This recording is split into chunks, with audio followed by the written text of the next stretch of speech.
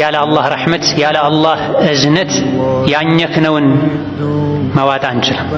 ተኝተን መነሳት አንችልም። ወጥተን መግባት አንችልም። ግራ ቀኛችንን ፊት ኋላችንን አላህ በረሕመቱ ጠብቆን ነው የምንኖር።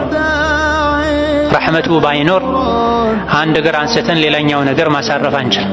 አይናችንን ገልጠን መልሰን መክደን አንችልም። ያለ አላህ ረሕመት መተንፈስ አንችልም።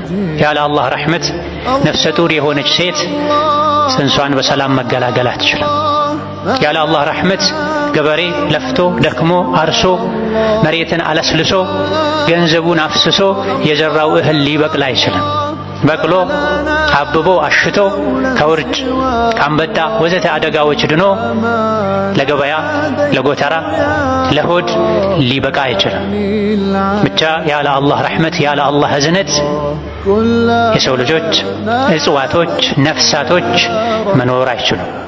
በዱንያም ይሁን በአኼራ ሰላም ምቾት ድሎት የሚገኘው ከአደጋ መዳን የሚቻለው በአላህ ረሕመት